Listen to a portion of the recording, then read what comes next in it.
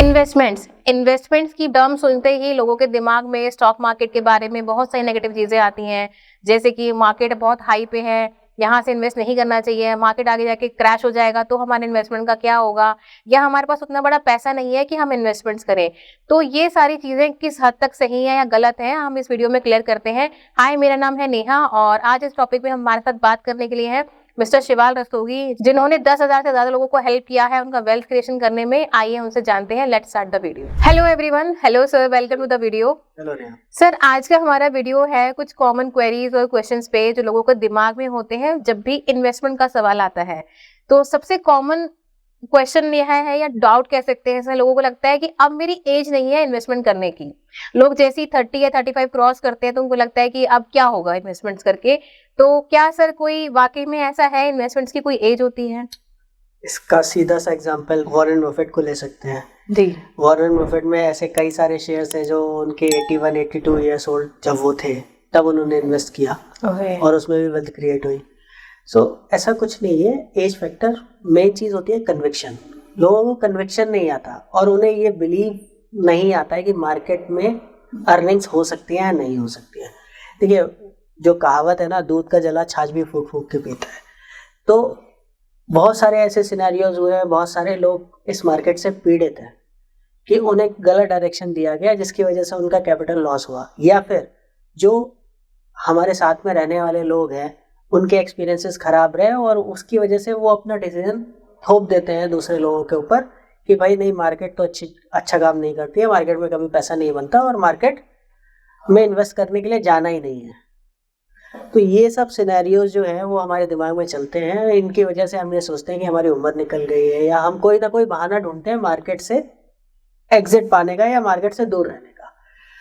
ऐसा कुछ भी नहीं है, किसी की भी कोई एज लिमिट जैसा कुछ नहीं है। आप किसी भी एज में आप इन्वेस्टमेंट स्टार्ट कर सकते हो। हमारे पास में ऐसे बहुत सारे लोग हैं जिन्होंने अपनी पूरी रिटायरमेंट कंप्लीट करी और रिटायरमेंट के बाद से उन्होंने इन्वेस्टमेंट शुरू किया और वो अच्छा खासा काम कर रहे हैं, बढ़िया पैसे कमा रहे हैं वो, और उनका टाइम पास भी हो रहा है। तो एज कोई बार नहीं है। हाँ, बस ये है कि आप जितनी ज़्यादा देर से स्टार्ट करोगे इन्वेस्टिंग, उतनी आपके लिए अपॉर्चुनिटीज़ कम हो जाएंगी और उतनी आपकी रिस्क टेकिंग कैपेसिटी भी कम होती रहेगी। मतलब ये कह सकते हैं कि अगर हम थोड़ा अर्ली स्टार्ट करते हैं तो वो इन्वेस्टमेंट कहीं ना कहीं हमें भी फायदा करेगी, हमारे फैमिली को भी, और थोड़ा लेट करते हैं तो वो हम अपनी फैमिली को दे के जा सकते हैं, हमारे बच्चों को हम आगे कैरी फॉरवर्ड कर सकते हैं। एक दूसरा सर, आज के टाइम में अगर हम किसी से बोलते हैं इन्वेस्टमेंट तो बोलते हैं अरे मार्केट तो ऑलरेडी इतना हाई है, निफ्टी तो इतना चली गई, अब क्या होगा, मतलब यहाँ से करेंगे इन्वेस्टमेंट तो कोई रिटर्न नहीं बनेगा। तो ये कितना फैक्ट है सर? ये फ्यूचर तो कोई नहीं देख के आया है मार्केट के बारे में।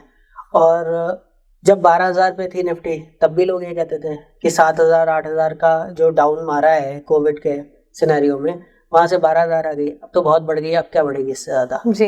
फिर 15,000 हुई तो फिर लोगों ने सोचा अब तो और बढ़ गई, अब इससे ज़्यादा क्या बढ़ेगी। फिर उसके बाद में 20,000 हो गई तो लोगों ने सोचा अब इससे ज़्यादा ही क्या बढ़ेगी। फिर 24,000 25,000 26,000 सारे लेवल हम देख रहे हैं मार्केट में। तो मार्केट का पीक या डाउन जो भी है वो डिसाइड करना और अज्यूम करना ये आसान बहुत होता है, लेकिन प्रेडिक्ट कोई नहीं कर पाता कि मार्केट में क्या होने वाला है। अल्टीमेटली आप एक फेजेस में मार्केट को बांट सकते हैं। आप ये देख सकते हैं कि पिछले 10 सालों में मार्केट ने ग्रोथ की है या नहीं की है, पिछले 5 सालों में मार्केट ने ग्रोथ की है कि नहीं की है। इस तरीके से आप देखें और उस हिसाब से अपना इन्वेस्टमेंट प्लान करें तो हमेशा मार्केट आपको फ्रूटफुल रिजल्ट देगी। अब आप ये सोचोगे कि भाई आज ही हमने पेड़ बोया है, आज ही हमने बीज बोया है और आज ही हमें फल मिलना शुरू हो जाए, तो ऐसा तो कहीं नहीं होगा ना, मार्केट में भी नहीं होगा। जो लोग सेम डे में रिटर्न कमाने के लिए मार्केट में आते हैं उन्हीं को लॉस होता है। अगर कोई इन्वेस्टमेंट करके समझदारी से कोई अपना पैसा लगाता है और लंबे समय के लिए लगाता है तो मार्केट सबको रिवॉर्ड करती है। आप देखिए ना, जो लॉस कर रहे हैं वो ट्रेडर कैटेगरी को बिलोंग करते हैं जी। सेबी का भी ये डेटा है कि जो ट्रेडर्स है वो 90% लॉस करते हैं, लेकिन इन्वेस्टर का कोई डेटा ऐसा सेबी ने निकाला क्या? नहीं निकाला ना। इसका मतलब क्या है? सेबी को पता है कि अगर इन्वेस्टमेंट किसी ने किया है तो उसको कहीं ना कहीं रिटर्न जनरेट होके मिले हैं। कंपनीज ने परफॉर्म किया है, मार्केट ने परफॉर्म किया है तो उनको रिटर्न्स आए हैं। तो मतलब ये आने वाले टाइम में अगर हमारी इकोनॉमी बढ़ेगी तो बट ऑब्वियस बात है सर, मार्केट भी परफॉर्म करेगी और हमें अपने इन्वेस्टमेंट से रिटर्न भी मिलेगा। इकोनॉमी बढ़ने में इफ एंड बट तो कुछ है ही नहीं ना जी।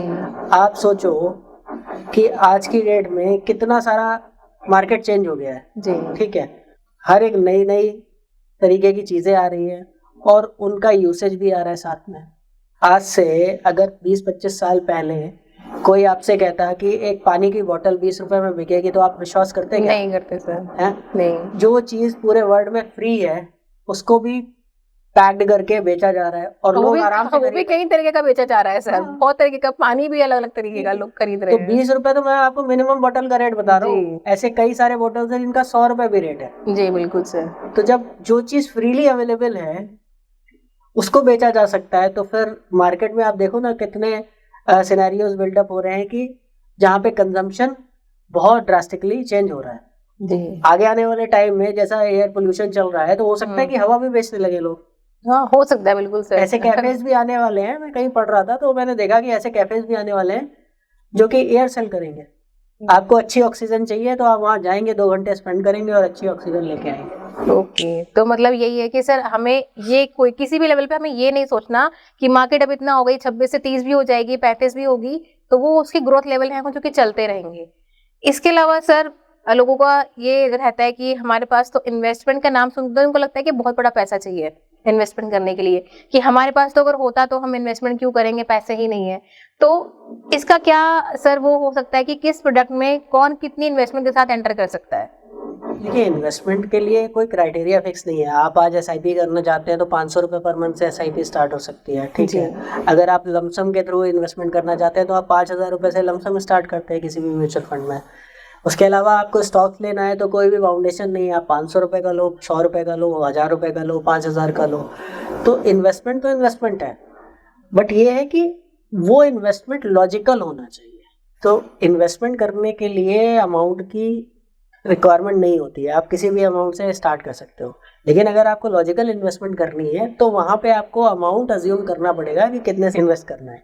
अभी आज ही मैं किसी के साथ में बैठा हुआ था तो उन्होंने कहा कि मैं अभी तक स्टॉक मार्केट में या किसी भी तरीके का इन्वेस्टमेंट मैंने नहीं किया है, केवल मैं प्रॉपर्टी में इन्वेस्टेड हूँ। तो मैंने उन्हें सजेस्ट किया कि आप एसआईपी से स्टार्ट कीजिए to check the depth of the water.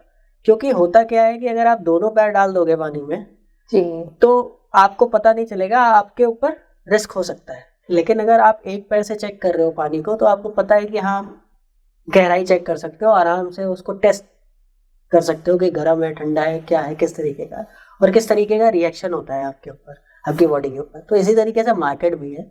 अगर किसी ने स्टार्ट नहीं किया है तो वो छोटे अमाउंट से स्टार्ट कर सकते हैं और उसके बाद में धीमे धीमे जब उनको रिस्क समझ में आने लगता है तो फिर चीज़ों को बढ़ा सकते हैं, इन्वेस्टमेंट को बढ़ा सकते हैं। और पैसा तो देखिए आज की डेट में कोई भी इंसान है वो कमा ही रहा है जी, बट मेन चीज़ ये होती है कि हमने जिस तरीके से अपना एक्सपेंसेस का स्ट्रक्चर बना रखा है तो उसको अगर हम थोड़ा सा रिड्यूस कर सकते हैं, या जो ऐसे कह सकता हूँ कि जो अननेसेसरी एक्सपेंसेस हैं अगर उनको हम कम कर लेते हैं तो इन्वेस्टमेंट का स्कोप बन जाता है।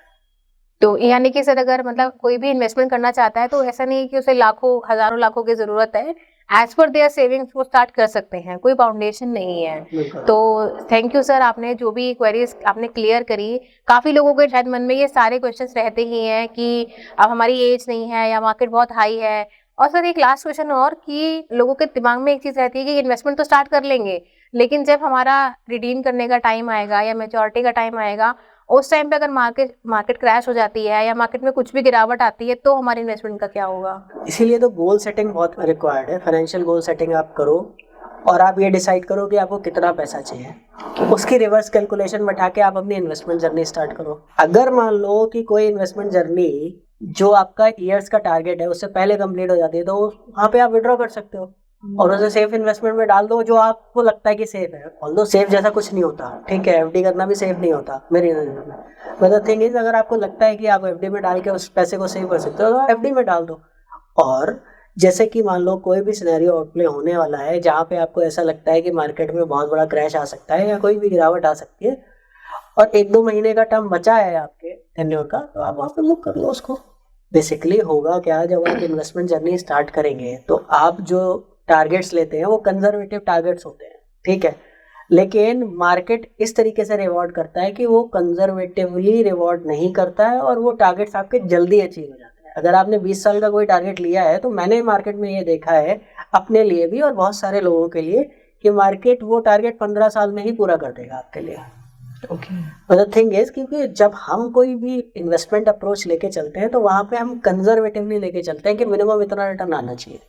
तो उस पॉइंट ऑफ व्यू से हम टारगेट सेट करते हैं, और मार्केट ने अगर थोड़ा सा भी आउट परफॉर्म कर दिया तो मार्केट आपको जल्दी रिवॉर्ड कर देगी। आपके दिमाग में अगर इस तरह की कोई भी क्वेरी है तो आई होप सर के आंसर्स आपको हेल्प करेंगे, और इन्वेस्टमेंट से रिलेटेड किसी भी तरह के डाउट को आप हमसे पर्सनली भी क्लियर कर सकते हैं, आप हमें मैसेज कर सकते हैं। आपको हमारा ये वीडियो अच्छा लगा होगा, ऐसे और किसी टॉपिक पे या क्वेरी पे आप हमसे बात करना चाहते हैं तो प्लीज़ कॉन्टैक्ट अस। इसके अलावा ऐसी वीडियोस हम अपलोड करते रहते हैं एवरी वेडनेसडे एंड सैटरडे। हमारे सोशल मीडिया प्लेटफॉर्म को आप फॉलो, लाइक, सब्सक्राइब कीजिए। So we are signing off for today. Till then, invest wise and watch it rise. Thanks for watching.